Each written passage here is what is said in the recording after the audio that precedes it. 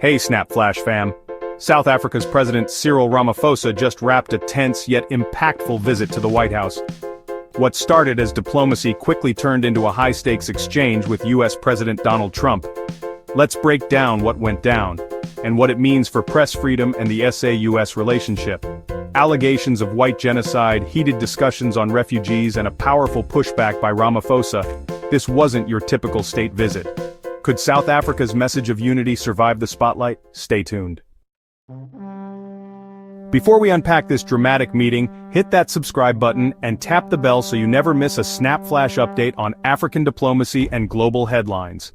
Earlier today, President Cyril Ramaphosa met US President Donald Trump in Washington, aiming to deepen ties, but things quickly turned heated. Trump aired concerns over alleged violence targeting white South African farmers, even showing a documentary to back his claim. We have thousands of stories talking about it, sure. And we have documentaries, we have news stories, and that. Is Natalie here, somebody here to turn that? I could show you a couple of things, and it has to be responded to. Yeah, sure. Let me see the articles, please, if you would, and turn the lights down, and just put this on. It's right behind you, Johan. There's nothing this parliament can do. With or without you, people are going to occupy land. We require no permission from you, from the president, from no one.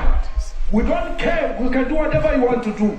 Who are you to tell us whether we can occupy land or not? We are going to occupy land. Yes. South Africa occupy land. That's who we are. Honorable member, I can withdraw my membership from this useless parliament. Honorable. Yes, honorable member. Must never be scared to kill. A revolution demands that at some point there must be killing, because the killing is part of a revolutionary act. Shoot to kill. Yamaza. Kill the poor, the farmer.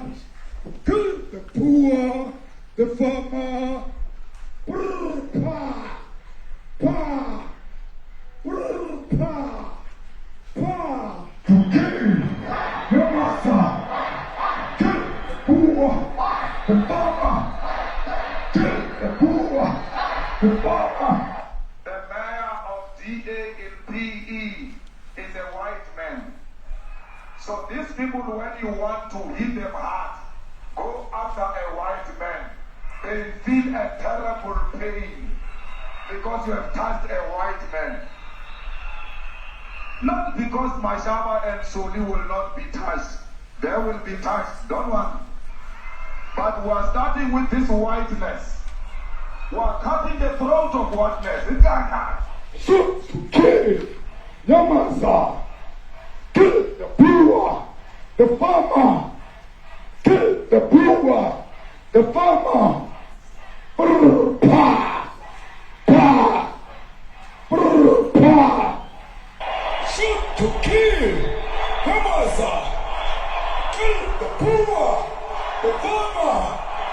Kill the poor, the farmer. Pa.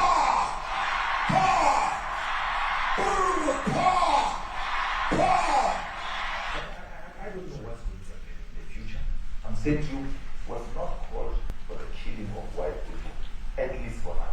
I can't guarantee the future. Yeah, but I mean, you'd understand somebody watching that, especially as it gets shared on Twitter, they freak out. It sounds like a genocidal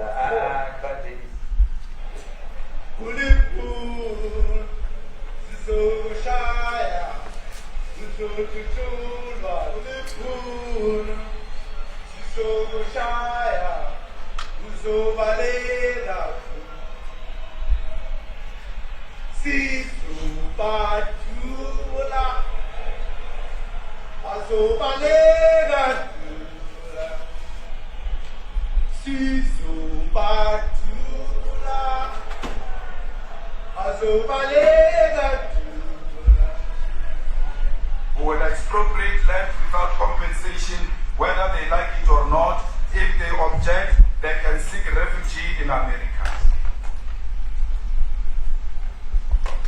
Now this is very bad. These are burial sites right here. Burial sites. Over 1,000 of white farmers, and those cars are lined up to pay love on a Sunday morning. Each one of those white things you see is a cross, and there's approximately 1,000 of them. They're all white farmers, the family of white farmers. And those cars aren't driving, they're stopped there to pay respects to their family member who's killed. And it's a terrible sight. I've never seen anything like it. Both sides of the road you have crosses.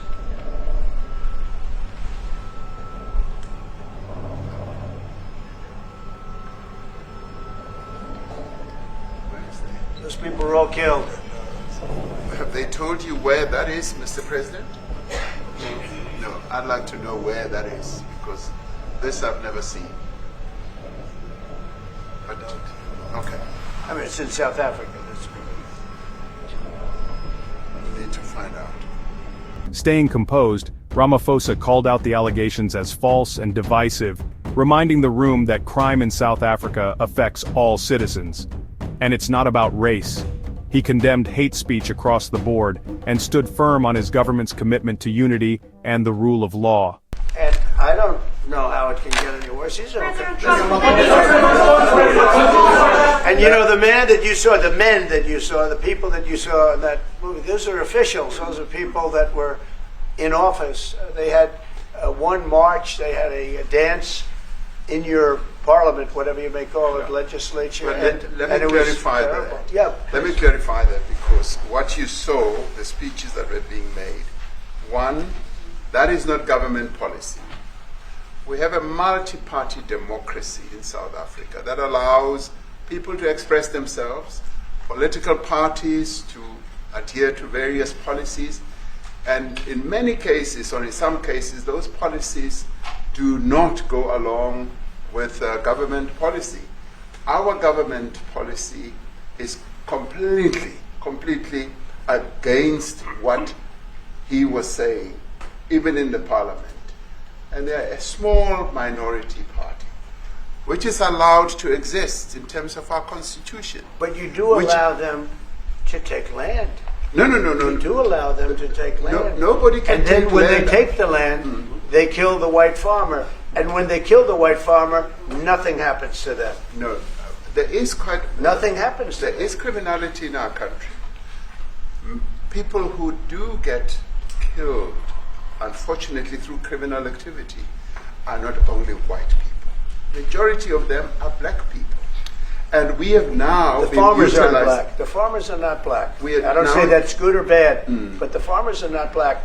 And the people that are being killed in large numbers, and you saw all those grave sites, and those are people that loved ones going, I guess on a Sunday morning, they told me, to pay respect to their loved ones that were killed. Their heads chopped off. They died violently. And, you know, I mean, we're here to talk about it, and I didn't know we'd get involved here. But I will say this, that if the news wasn't fake, like NBC, which is fake news, totally, one of the worst, ABC, NBC, CBS, horrible. But if they weren't fake news like this jerk that we have here, if we had real reporters, they'd be covering it. But the fake news in this country doesn't talk about that. Ramaphosa's calm rebuttal became a lesson in balancing diplomacy with media scrutiny. Despite the friction, Ramaphosa kept the tone hopeful, presenting Trump with a golf-themed gift and reminding him of the U.S. quote, "S COVID-era support to South Africa, including 150 ventilators." He also spotlighted joint interests like rare earth minerals and trade. While the meeting didn't deliver breakthroughs on AGOA trade renewal or refugee policy, Ramaphosa's diplomatic finesse helped keep the door open. Trump, while firm on his stance, agreed to continued cooperation, especially on peace and economic partnerships in Africa. What's your take on Ramaphosa's approach at the White House? Should African leaders confront or appease foreign narratives in global diplomacy? Drop your thoughts in the comments. If you found this story eye-opening, give us a like and subscribe for more SnapFlash updates. Hit the bell so you never miss a moment where Africa makes headlines. South Africa walked a diplomatic tightrope in Washington, pushing back against misinformation while keeping global partnerships intact. Press freedom and fact-checking are more vital than ever, not just at home, but on the world stage. Thanks for watching SnapFlash, where the news hits sharp, smart, and straight to the point. See you in the next one.